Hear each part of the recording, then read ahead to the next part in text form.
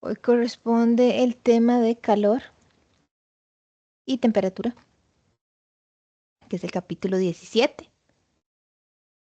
Entonces, bueno, iniciamos con el concepto de calor, que básicamente es la transferencia de energía, ¿verdad? Que se da a causa de cambios o de diferencias en la temperatura. La temperatura se origina básicamente de las ideas de caliente y frío. Medimos la temperatura con un termómetro, ¿verdad? Decimos que hay equilibrio térmico cuando no hay cambios en el sistema, ¿verdad? De temperatura. Y el aislante ideal, que es un material idealizado, ¿verdad? Que no permite la interacción entre dos sistemas. Entonces, la ley cero de la termodinámica básicamente lo que nos dicen es que si inicialmente el sistema C está en equilibrio con A y con B, entonces automáticamente, ¿verdad? Por decirlo de alguna forma, A y B están también en equilibrio. ¿Ok? Y recordamos que dos sistemas en equilibrio, sí y solo sí, tienen exactamente la misma temperatura. Ok, entonces tenemos varias escalas, ¿verdad? Tenemos la escala Fahrenheit y la Celsius. Entonces podemos hacer relaciones entre ellas, ¿verdad? Es decir, si nos dan la temperatura en Fahrenheit, podemos pasarlas a Celsius y si nos dan en Celsius, entonces podemos pasarla a Fahrenheit utilizando, ¿verdad? Estas ecuaciones de acá. Entonces, en la escala Celsius, para un estado más frío que el agua, al momento de congelarse es un número negativo. Y luego tenemos la escala Kelvin, ¿verdad? Que es la que vamos a utilizar en todos los problemas, que la temperatura Kelvin se define como la temperatura en grados Celsius más 273.15, donde este 273.15, ¿verdad? Es el punto, ¿cómo se llama? Es la temperatura hipotética, ¿verdad? Cuando la presión es cero. Entonces, bueno, ¿por qué es importante la escala Kelvin? No depende de las propiedades del material. Se utiliza un termómetro de gas a volumen constante. La presión del gas aumenta con la temperatura y tenemos para la presión cero en una temperatura hipotética de menos 273.15. ¿Ok?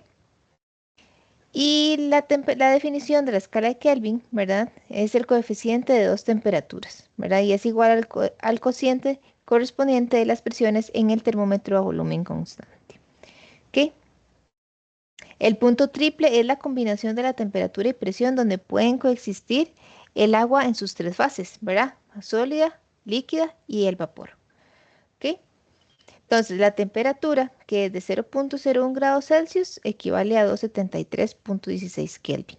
¿Ok? Básicamente, el 273.15 es el cero absoluto. Entonces, se denomina escala de temperatura absoluta y su punto cero, ¿verdad? Es de 273.5 grados, donde la presión es igual a cero y es lo que se llama cero absoluto.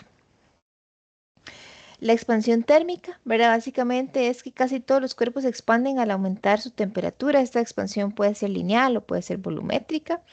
Que de hecho, inclusive este tipo de cosas los podemos notar en la casa, ¿verdad? Entonces, por ejemplo, acá en mi casa lo notamos en un portón, ¿verdad? El portón está siempre donde le pega el sol. Entonces, en la mañana usted puede ir y puede abrir el picaporte normalmente, pero en la tarde, después de que ha recibido el sol, generalmente este picaporte se pega, ¿verdad? No se puede abrir. ¿Por qué? Por el cambio de temperatura, ¿verdad? Hubo una expansión térmica. Entonces, tenemos la expansión térmica lineal que se calcula como el cambio en la longitud es igual al coeficiente de expansión lineal que va a depender del material que estemos trabajando, L sub 0 y el cambio de temperatura.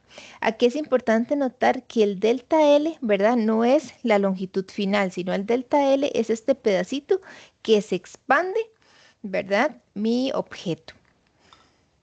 El coeficiente de expansión lineal, las unidades son Kelvin a la menos 1 o grados Celsius a la menos 1. Y luego está la expansión volumétrica, que tenemos que un aumento en la temperatura suele aumentar el volumen, ¿verdad? Tanto de sólidos como líquidos. Es exactamente el mismo principio que la lineal, nada más que aquí vamos a utilizar un coeficiente de expansión volumétrica que también va a depender del tipo de material o líquido, ¿verdad? Con el que estemos trabajando, ¿verdad? Entonces, por ejemplo, aquí el libro nos da varios valores, ¿verdad? De coeficientes de expansión lineal o de expansión volumétrica para diferentes materiales. El esfuerzo térmico, básicamente, es cuando sujetamos una varilla para evitar su expansión o contracción y luego se varía la temperatura. Por eso es un esfuerzo, ¿verdad? Porque estamos aplicando una fuerza. ¿Ok? Entonces se calcula qué tanto se expandiría o bien se contraería si no estuviera sujetada y luego se calcula el esfuerzo necesario para comprimirla o bien estirarla, ¿verdad? De su longitud original. Y así es como se calcula el esfuerzo térmico, ¿verdad? Es básicamente la fuerza necesaria para mantener constante la longitud de la varilla entre el área de la sección transversal de la varilla. Esto es igual a menos el módulo de Young, ¿verdad? Que también va a depender de el tipo de material, el alfa, que es el coeficiente de expansión lineal, y el cambio de temperatura. Si el cambio de temperatura es negativo, ¿verdad? Entonces implica que la fuerza y la fuerza sobre el área son positivos, entonces se requiere una fuerza para mantener la longitud. Si por el contrario el cambio de temperatura es positivo, entonces F, ¿verdad? Y F sobre A son negativos y se requiere una fuerza más bien de compresión. Ahora, cuando hablamos de cantidad de calor, podemos referirnos al flujo de calor, que básicamente el flujo de calor, como su palabra lo dice, ¿verdad? Es esa transferencia de energía que se da exclusivamente cuando hay una diferencia de temperatura, ¿verdad? Entonces, cuando tenemos un cuerpo más caliente y lo ponemos en contacto con uno frío, ahí hay una transferencia, un flujo de calor. En tanto la energía es transferida, se llama calor. La cantidad de calor necesaria para elevar la temperatura de 1 gramo de agua en 1 grado Celsius es lo que se conoce como calorías, ¿verdad? Entonces una caloría equivale a 4,186 joules, ¿verdad? Y también algunos libros lo expresan como BTU, ¿verdad? Que también son 252 calorías, 1055 joules, 178 pies por libra. Ok, luego, la cantidad de calor podemos utilizar lo que es el calor específico o la capacidad calorífica molar. Entonces, el calor específico, vamos a tener lo inicial, que es que el calor lo vamos a definir como una Q mayúscula, ¿verdad? El calor específico va a depender de acuerdo al material con el que estemos trabajando. Y las unidades del calor específico son Joule, kilogramo, Kelvin. ¿Verdad? Entonces, el calor requerido para cambiar la temperatura de una masa dada va a ser la masa por el calor específico de ese material por el delta T, ¿verdad? Entonces, el calor específico también se puede definir de esta forma. Luego, la capacidad calorífica molar, ¿verdad? Básicamente es la masa por mol y la denotamos con M mayúscula. Entonces, es básicamente expresar la masa, ¿verdad? Pero en cantidad de moles. Y eso básicamente sería el número de moles por la masa molar, ¿verdad? De mi elemento que estoy trabajando. Y entonces así se puede calcular la capacidad calorífica molar. En sólidos y líquidos estas condiciones se hacen a presión constante y en gases a volumen constante. Entonces, cuando tratamos de sólidos y líquidos, nuestro calor específico va a ser a presión constante, le ponemos un índice sub P. Y cuando tratamos de gases es a volumen constante. Entonces, más bien le ponemos el subíndice V. Bueno, las fases, ¿verdad? Ya sabemos que la materia la podemos ver en estado gaseoso, líquido, ¿verdad? Sólido. Cuando tenemos un cambio de fase es cuando hay una transición, ¿verdad? De una fase a otra. Y los cambios de fase se dan a una temperatura definida, acompañados de absorción o emisión de calor, ¿verdad? Dependiendo. Y cuando hay un cambio de fase, cambia tanto el volumen como la densidad de mi material. Entonces, el calor de fusión, ¿verdad? Sabemos que del colegio, ¿verdad? Que esto es para cambiar de fase sólida a fase líquida, ¿verdad? Entonces, para el agua a presión atmosférica normal, el calor de fusión es de 3,34 por 10 a la 5 joule por kilogramo, ¿verdad? Entonces, para fundir una masa M se requiere el valor de la masa por este calor de fusión del agua, ¿ok? Cuando estamos hablando de cierta cantidad de agua. Es un proceso reversible, es decir, necesitamos eliminar calor, la magnitud es la misma, pero Q es negativa, ¿verdad? Entonces aquí, cuando hablamos de calor, ¿verdad? Nuestro Q es igual a masa por el calor bueno, el L, ¿verdad? Que es el calor de fusión, ¿ok? O el calor de vaporización, dependiendo. Entonces, dependiendo si estamos calentando o enfriando el objeto, de eso va a depender el signo de este calor, ¿verdad? Entonces, por ejemplo, dice que es positivo si entra calor al material, entonces yo tengo hielo y lo caliento, ¿verdad? Para derretirlo, entonces esto es positivo y es negativo si sale calor, ¿verdad? El calor de vaporización, ¿verdad? Es 2.56 por 10 a la 6 joule por kilogramo. Esto es para ebullición o evaporación, ¿verdad? Es reversible. Si quitamos el calor de agua, esta se condensa. ¿Sí? Entonces, vean, acá algo importante es, si hablamos de evaporación o ebullición, utilizamos este calor de vaporización. Si más bien nos están diciendo que se condensa, yo utilizo el mismo calor de vaporización, pero el signo es el que va a cambiar, ¿verdad? Porque ahora él no está recibiendo calor, sino que está perdiendo calor. Hay tres mecanismos de transferencia de energía, ¿verdad? Bueno, de calor. Uno es la conducción, otro es la convección y otro es la radiación.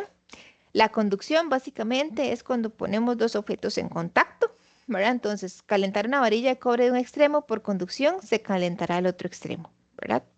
Los átomos de las regiones más cálidas tienen más energía cinética, entonces estos se mueven a lo largo de toda la varilla y son capaces de calentar toda la varilla. El gradiente térmico es la diferencia de temperatura por unidad de longitud y la conductividad térmica K depende del material. Luego tenemos la convección, que es la transferencia de calor por movimiento de una masa de un fluido de una región del espacio a otra. Entonces, en este lo podemos imaginar, por ejemplo, como una parcela de aire en la atmósfera, ¿verdad? Tenemos una burbujita de aire.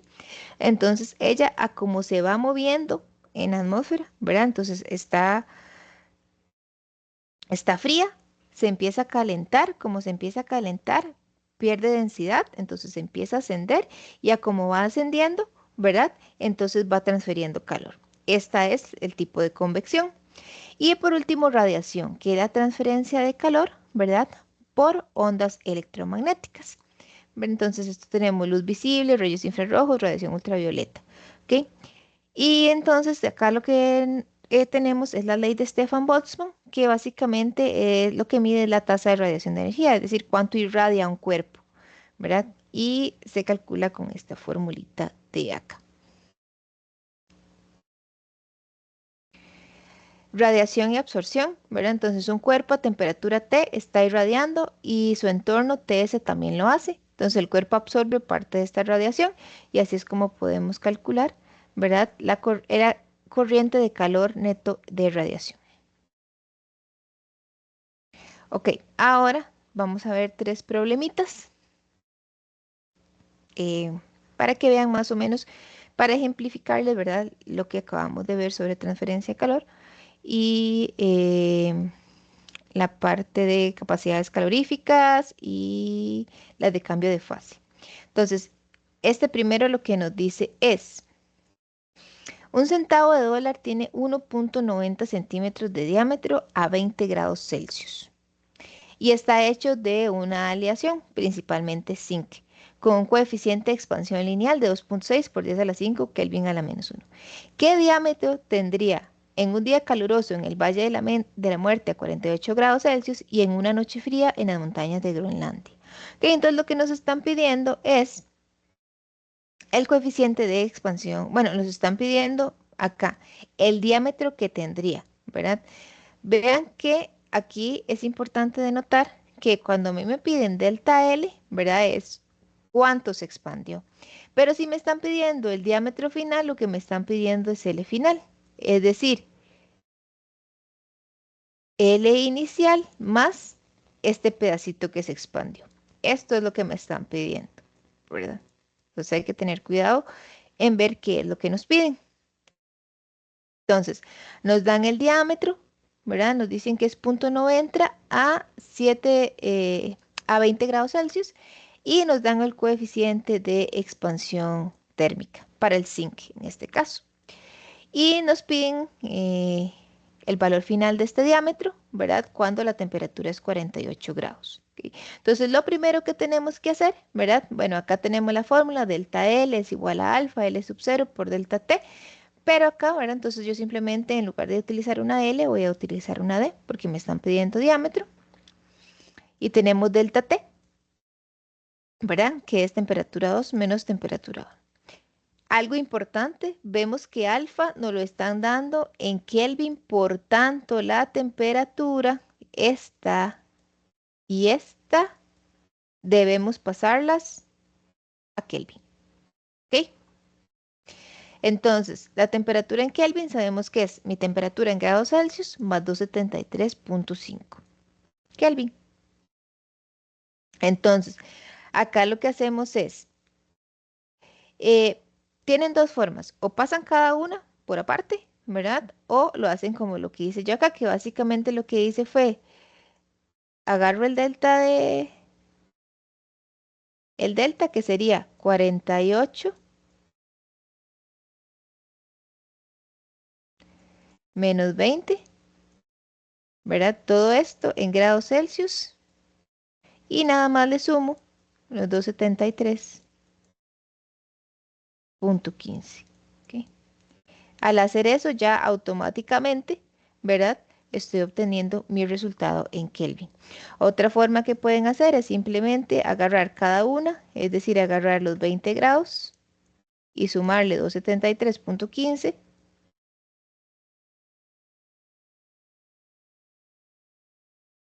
¿verdad? Y T2 por aparte, que es 48 más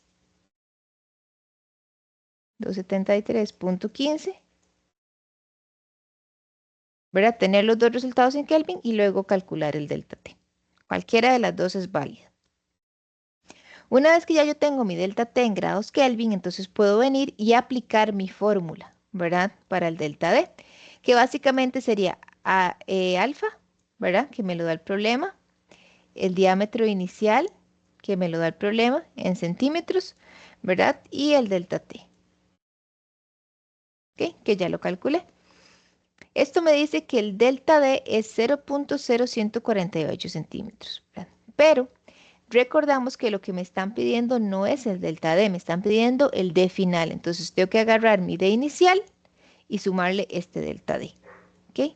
Para obtener entonces el valor de D final. Entonces sería 1.90 centímetros, ¿verdad? Que es el de 1, más el delta D. Y con esto me da 1.9148 centímetros, ¿verdad? Entonces básicamente si yo tengo un diámetro aquí, ¿verdad? Y tengo un diámetro final que se expandió, ¿verdad? Este es el delta D. Pero a mí no me están pidiendo delta D, me están pidiendo el D2 total, ¿verdad? Y este de acá sería entonces D1. ¿De acuerdo? Vamos a pasar a otro. Dice, tratando de mantenerse despierto para estudiar toda la noche, un estudiante prepara una taza de café colocando una resistencia eléctrica de 200 watts en 0.320 kilogramos de agua. ¿Cuánto calor debe agregarse al agua para elevar su temperatura de 20 a 80 grados? ¿Cuánto tiempo se requiere? Suponga que toda la potencia se invierte en calentar el agua. Entonces vean que acá es importante porque nos dice que cuánto calor debe agregarse al agua para elevar su temperatura. Entonces ya el problema nos está diciendo que vamos a agregar este calor, ¿ok? Entonces, nos dan la resistencia, ¿verdad? Que como está en watts, sabemos que esto se traduce en potencia. Nos dan la masa, ¿verdad? Que son 0.320 kilogramos. Y nos piden el calor para pasar de una temperatura inicial de 20 grados a una temperatura final de 80 grados. Acá algo importante es que no nos están diciendo que hay cambio de fase. Como no nos dicen que hay cambio de fase, y bueno, se puede notar que no hay cambio de fase porque el cambio de fase del agua se da en 0 y en 100 grados, ¿verdad? Entonces, vamos de 20 a 80 sin cambio de fase. ¿Por qué esto es importante? Porque entonces yo sé cuál ecuación tengo que utilizar, nada más la que tiene el calor específico. ¿Ok? Entonces, el calor sería igual a la masa por el calor específico por el delta T. ¿Ok? El delta T, ¿verdad? Algo importante cuando uno calcula, digamos, en esta primera, ¿verdad? Yo hice el cambio a Kelvin, ¿verdad? Pero también cuando uno calcula el delta T, yo siempre les recomiendo que hagan el cambio a Kelvin, pero, ¿verdad? También el delta T en Kelvin, el delta T, ¿verdad? el delta T en Kelvin es igual que el delta T en grados Celsius. ¿Ok? Entonces, lo mismo que ustedes resten 80 menos 20 que este valor en Kelvin, pero solamente el delta T. Yo sí les recomiendo siempre que hagan el cambio porque si acaso ustedes tuvieran que despejar alguna temperatura, ¿verdad? Y no calcular el delta T, ahí sí debe estar siempre en Kelvin. ¿Ok? Solamente los delta T, ¿verdad? Las diferencias T1 menos T2 son equivalentes, pero si tienen que trabajar con las temperaturas por aparte, sí tienen que estar en Kelvin. ¿Ok? Entonces calculamos el calor, ¿verdad? Que básicamente es la masa por el calor específico del agua, en este caso, por el delta T. ¿Ok? Y el calor nos da 8.04 por 10 a la 4 joules. ¿Tiene sentido de que el calor sea positivo? Sí. ¿Por qué? Porque estoy agregando calor. Estoy pasando de 20 grados a 80 grados. ¿Ok? Entonces, debe ser positivo. ¿Verdad? Si yo agrego calor, mi resultado debe ser positivo. Si yo quito calor, debe ser negativo. ¿Verdad? Entonces, este es el calor. Y luego nos dicen el tiempo. ¿Cómo calculo yo el tiempo? Bueno, para eso nos dan la potencia.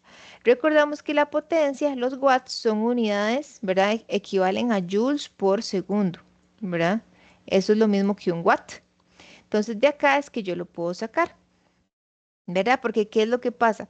El calor es en joules, ¿verdad? Entonces, básicamente la potencia sería igual a calor entre tiempo, ¿ok? Porque esto en unidades, ¿verdad? Sería joules por segundo, que sería igual a los watts, ¿ok? Entonces, simplemente lo que hago es que despejo el tiempo y el tiempo me queda calor entre potencia. Ya el calor lo conozco, la potencia me da el problema, ¿verdad? Joules se me va con joules y me queda solamente 402 segundos o 6.7 minutos. Entonces, ese sería el tiempo que se requiere para calentar, ¿verdad? El agua de 20 a 80 grados Celsius.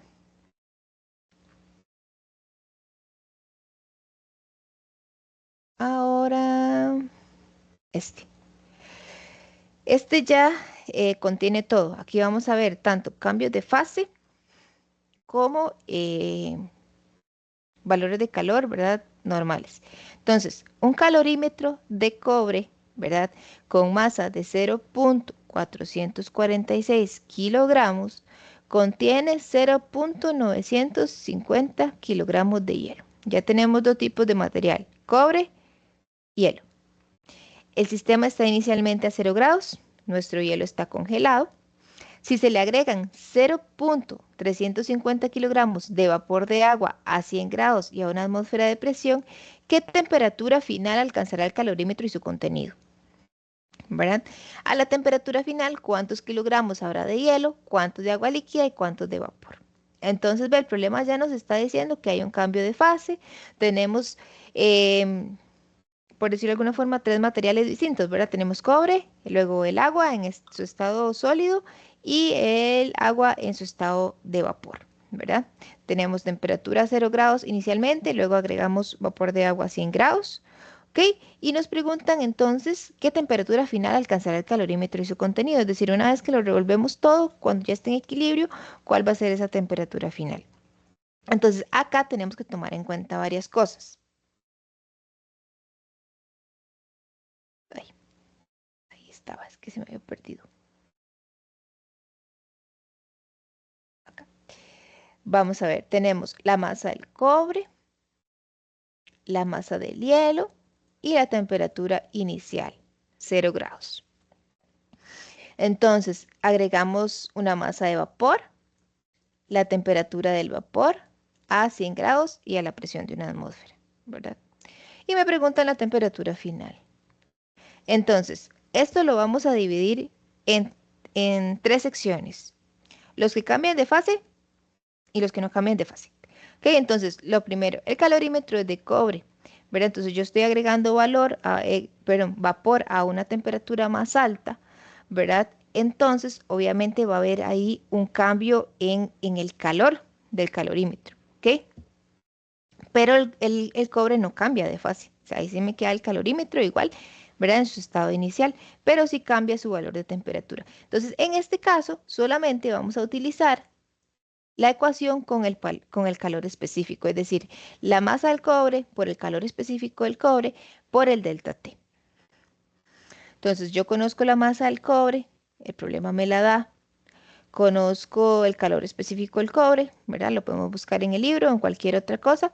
Y este es el delta T, ¿verdad? Es decir, inicialmente tenemos el calorímetro a 0 grados, le agregué el vapor, ¿cuál va a ser mi temperatura final? ¿Verdad? Esta es la incógnita.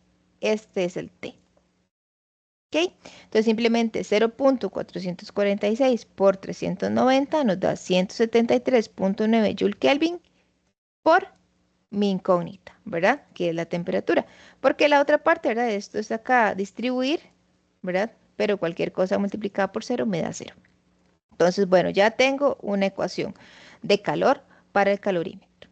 Ahora, nos vamos a ir al hielo. ¿Qué pasa con el hielo? Bueno, en el hielo, primero, ¿hay cambio de fase?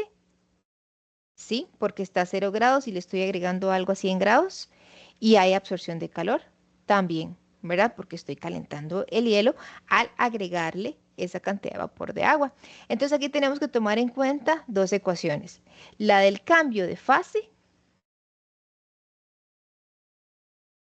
¿verdad? Y la de absorción de calor.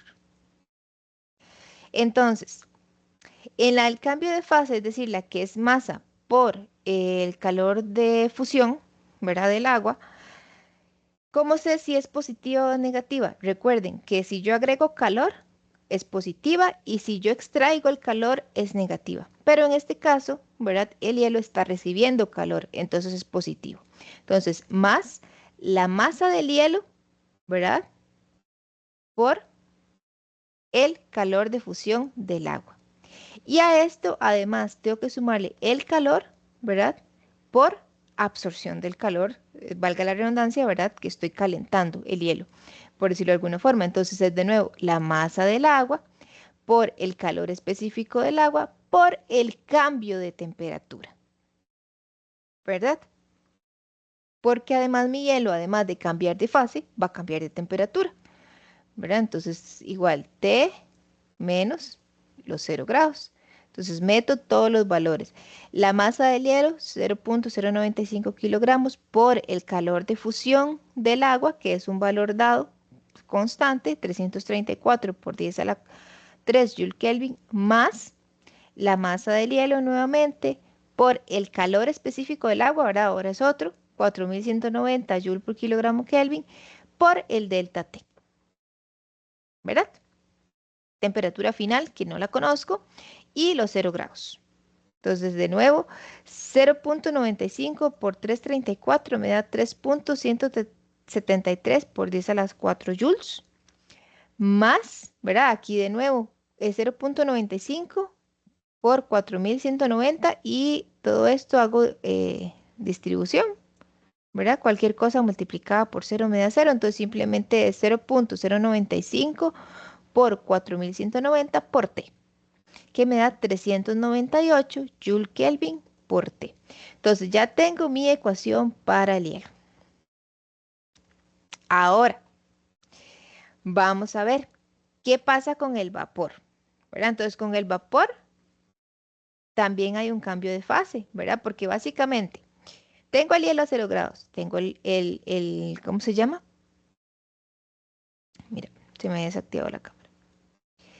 Tengo el calor, el vapor a 0 grados. Le agrego tengo el hielo a 0 grados y tengo el vapor. Entonces, cuando entran en contacto ellos dos, el hielo se va a derretir, ¿verdad? Y el vapor se va a condensar. ¿Ok? Entonces, también hay un cambio de fase en el vapor. Entonces, el cambio de fase, ¿verdad? El vapor se condensa, primer detalle. Hay emisión de calor, claro, porque entonces en este caso vea que el vapor se está enfriando, ¿verdad? Entonces está cediendo calor al sistema, ¿verdad? Entonces este emite calor, por decirlo de alguna manera. ¿Y qué es lo que pasa? Que entonces disminuye T. Esto es importante, ¿por qué? Porque entonces en mi ecuación del calor para el vapor igual tengo que tomar en cuenta el del cambio de fase y el del cambio de temperatura. Entonces el del cambio de fase aquí es negativo. ¿verdad? Porque se está condensando, porque está perdiendo calor, ¿verdad? Más bien se está enfriando. Entonces sería menos, en este caso no es calor de fusión, sino es calor de vaporización por la masa del vapor, más la masa del vapor, por de nuevo el calor específico del agua, por el delta T. ¿Ok? Entonces tengo la masa del vapor acá, ¿verdad? El L sub V, que es 2256 por 10 a la 3 Joule Kelvin, más la masa del vapor, 0.350 kilogramos, por el calor específico del agua, ¿verdad? Que este sí no cambia, es el mismo calor específico, 4190 Joule por kilogramo por Kelvin, ¿verdad? Es el mismo de acá, y por el cambio de temperatura. Pero en este caso, mi temperatura inicial, ¿verdad? Es 100 grados y mi temperatura final es la que no conozco. Entonces vean, ¿verdad? Que esto tiene sentido en que esto sea negativo. ¿Por qué? Porque una temperatura que ya sabemos que es más baja menos algo más alto nos da algo negativo. Es decir, estamos perdiendo calor. ¿Ok?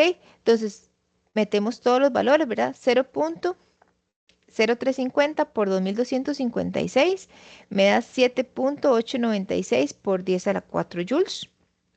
Menos, ¿verdad? 0.350 por 4190 me da 146.6. Entonces 146.6 por T y 146.6 ahora sí por 100. ¿Ok? Y bueno, acá me queda una incógnita y dos valores, ¿verdad? Que puedo sumar. Entonces puedo hacer menos 0.896 por 10 a la 4 menos 1.466 por 10 a la 4 joules. Sumo esos dos y me da menos 9.362 por 10 a la 4 joules más 146.6 joule kilogramo joule Kelvin por la temperatura. Entonces, ya tengo tres ecuaciones para mis tres sistemas. ¿Ok? Hielo, vapor, perdón, y calorímetro. Entonces, ¿qué es lo que pasa? Que ahora yo voy a decir, yo necesito, mi sistema va a llegar a un punto de equilibrio, ¿verdad? Y ese punto de equilibrio es el que me va a determinar mi temperatura final. Entonces, ¿cómo sé yo? Bueno, básicamente que la sumatoria de todos estos calores debe ser igual a cero, ¿ok? Para que esté en equilibrio. Entonces, básicamente voy a tener el calor del calorímetro más el calor del hielo más el calor del vapor y todo esto va a ser igual a cero. ¿Ok? Entonces me vengo para acá, ¿verdad? Y dice que el calor del calorímetro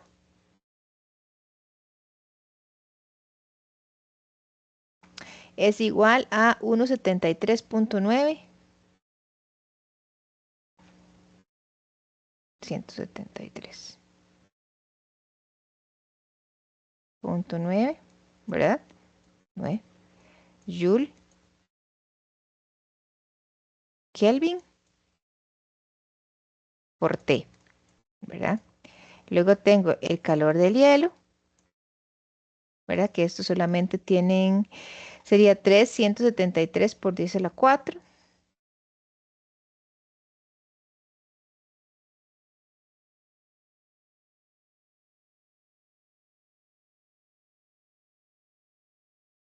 Joules, más 398 Joule Kelvin.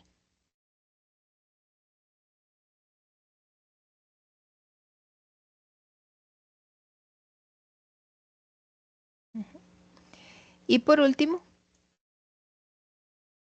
el Q del vapor, que este tiene menos 9.362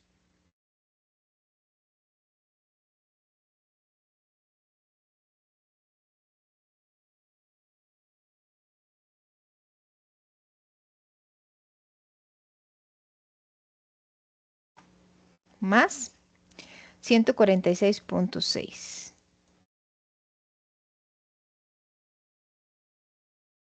Ay, puse el punto donde no era.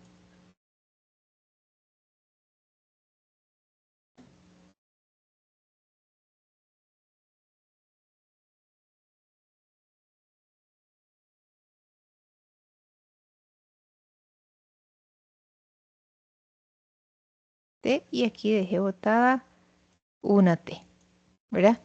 Mis tres incógnitas. Entonces ahora voy a agarrar y voy a sumar estos tres. Ok, entonces 179.3 Joule Kelvin por T. Aquí está el Q del calorímetro. 3.173 por 10 a la 4 más 3.98 Joule Kelvin T. Ese es el calor del hielo, ¿verdad? Menos 9.362, ¿verdad? Más 146. Este es el calor del vapor. Y todo esto debe ser igual a cero, ¿verdad? Entonces, básicamente, acá, por ejemplo, yo marqué en verde las que son constantes, es decir, las que no dependen de T, y en rosado las que dependen de T. Entonces, se pueden agrupar, ¿verdad? Básicamente es 173 por 10 a la 4 joules menos 9.362 por 10 a la 4 joules. Esto nos da menos 61.890 joules. Y luego sumo todas las que tienen T, ¿verdad? 179.3 más 398 más 146. Esto me da 723.9 Joule Kelvin T. ¿Ok? Entonces ya vean que ya tengo mi ecuación, ¿verdad? Y ya puedo despejar T. Entonces esto es muy fácil porque simplemente el T es igual, lo que está restando lo paso a sumar, 6.890 joules entre 723, ay, 23 por 10 a la 9 Joule Kelvin, ¿verdad? Entonces básicamente Joule se me va con Joule y simplemente me quedan los Kelvin, que serían, bueno, acá ya yo hice el cambio, 85.5 grados Celsius, ¿verdad? Y ese sería el valor de la temperatura final. Si ustedes hacen, lo voy a hacer para darles el valor, vamos a ver, 6.180 entre, ay, 6.000, no, 61.890, perdón, entre 723.9 nos da, sí, 85.5, ¿ok? Y ese sería el valor. Ahora, nos preguntan los kilogramos de hielo, agua y vapor a la temperatura final, ¿verdad? Entonces, básicamente acá, ¿qué es lo primero? Bueno, si el hielo a 0 grados lo pongo en contacto con vapor de agua a 100 grados, básicamente todo el hielo se convierte en agua, es decir, todo se derrite. Si tengo, porque tengo los dos extremos, ¿verdad? Si tengo el hielo a 0 grados y el vapor a 100 y lo pongo en contacto, ¿qué pasa con el vapor? Todo el vapor se condensa. Y por lo tanto, todo lo que tenemos se convierte en agua. ¿Qué quiere decir? Que la masa del hielo más la masa del vapor es igual a 0.130 kilogramos, que en el estado final sería agua, ¿ok? Líquida. Y entonces eso sería, ¿ok?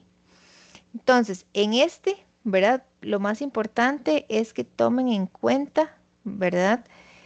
¿Qué es lo que nos está pidiendo el problema? Y siempre, ¿verdad? Ver si tenemos cambios de fase o solo cambios de temperatura. Si solo hay cambios de temperatura, entonces nada más me preocupo por esta ecuación, ¿verdad? La del calor específico con el delta T.